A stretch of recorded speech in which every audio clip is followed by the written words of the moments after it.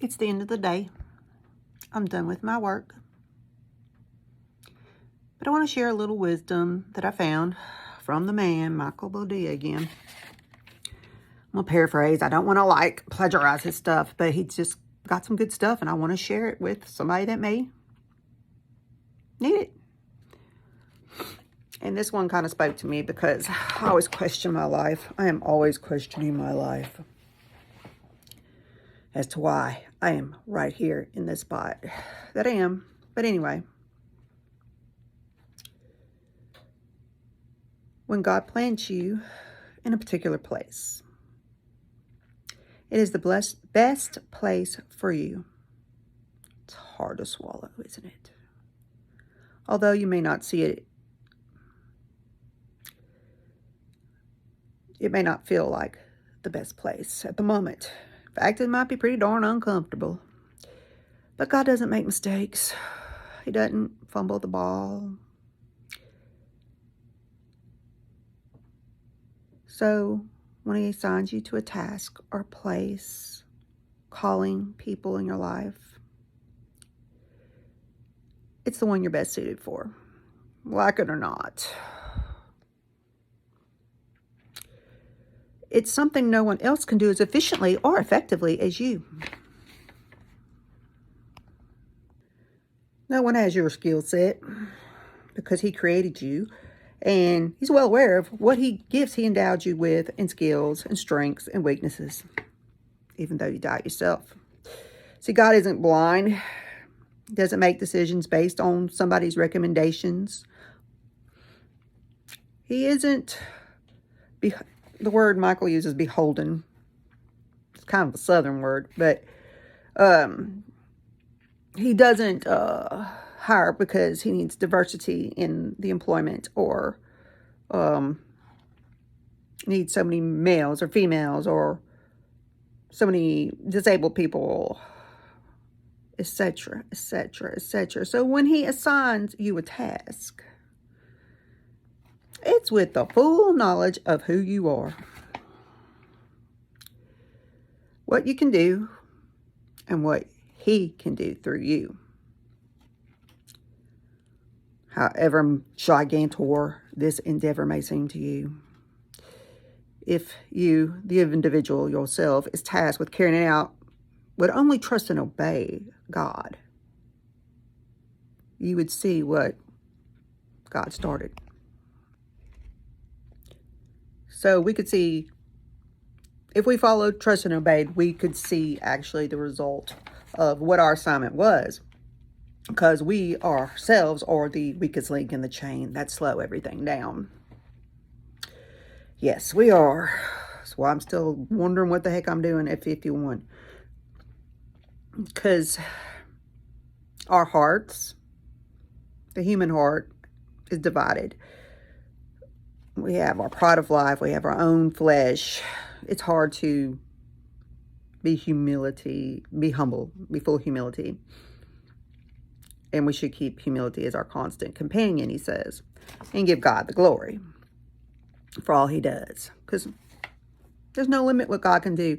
And every day, I'm like, I have prayers I say every day. And things that I verbally tell God in different ways. And usually they're repetitious in the meaning behind them. And I can hear God speak to my heart. He's like, I'm God. You know I've got this. You know this. You just know. And still, there's that human anxiety. I got a lot of it about certain things. Things that I don't have the power to stop or change. Like as if I were God. And things that are inevitable. Even my own aging. Not that I got a whole lot of lines for 51, but let's face it, I'm a lonely 51. Ain't nobody gonna pick this peach no more. So, as I was saying, trusting and obeying is easier on paper, like I'm reading, than in real life. You got to practice it just like anything else. I'm going to digress a moment. I am a big Fleetwood Mac, Stevie Nicks fan. And before you comment on why this Christian woman should be a fan of rock music, please just don't even bother me. God created Stevie Nicks and Lindsey Buckingham. Anyway, I was reading something about the meaning behind one of her songs. I won't get into that meaning, but it had to do with the constant performing and practicing. They got big, so big all of a sudden that they could not keep up. But in order to keep up and become what they are still, and she still performs in concert like at 70-something, it was the constant work, the constant practice. And just like that, and that's an odd analogy, I know, but people don't become great musicians and singers and performers because they are sitting on their butts. They are constantly working at it. And that's the same thing with trusting and obeying God. You have to constantly work at it because it doesn't come naturally. It may come more naturally to some people than others, because Stevie Nicks could never have singing lessons and sound beautiful. But it doesn't matter. She wouldn't be where she was today or is today without all that practice that she still does. It's a daily thing. Just like losing weight. Losing weight sounds simple. Burn more than you eat. Run farther than you chew. And you'll lose some weight. But that's just common sense. But you have to practice it. I can't eat a whole pizza every day, walk 20 minutes, and expect to lose weight. Or live long. And that's where people get into a mess. Me, I love sweets.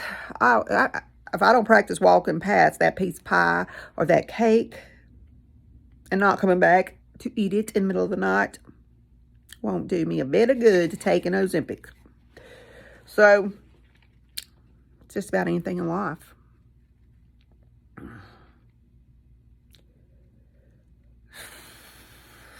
Faith. And that's what this page is called, Mustard Seed Faith. Depending on where you're seeing this, Facebook, Instagram, YouTube, maybe even Twitter. Trusting and obeying God. It becomes a battle of faith versus your present reality. And boy, oh boy, it is. And those that don't know me that well have no idea what my life is really like or what it's about or the things I do, but just what you see here. But it's something you have to practice every day. It's like when he told Peter to get out the boat, take a step into the water. What messed up Peter?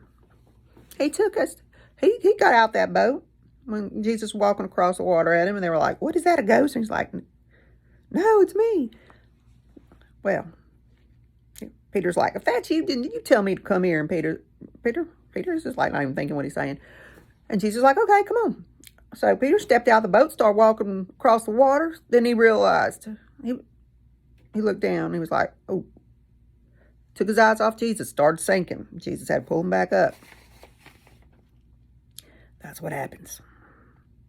Your rational brain is screaming at you, I weigh this amount of pounds and I'm standing on some water and I'm going to sink. No, keep your eyes on Jesus. Because if you do, that little voice in your head that's telling you to focus on the physical will be louder if you don't keep your eyes on Jesus.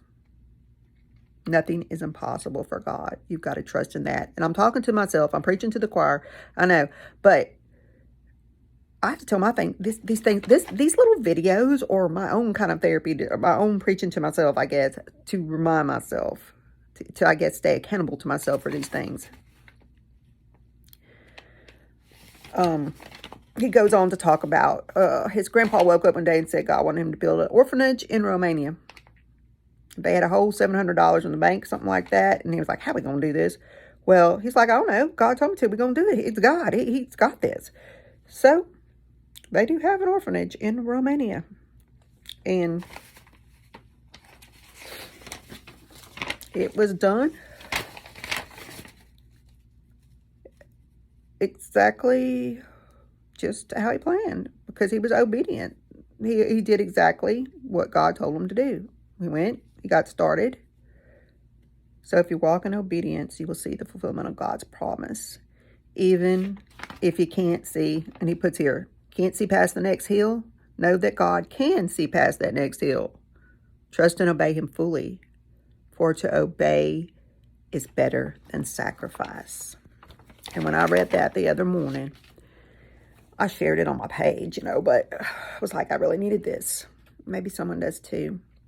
You can follow this dude on Facebook, Michael Bodia. They have a ministry, Hand of Help Ministries. He has a channel on Rumble. His podcast is there because, face it, some platforms don't like what he has to say because he speaks biblical truths. And let's face it, biblical truths are not popular in today's world. Anyhow, I hope you got something out of this, or at least even half of what I got out of it. Y'all have a great day.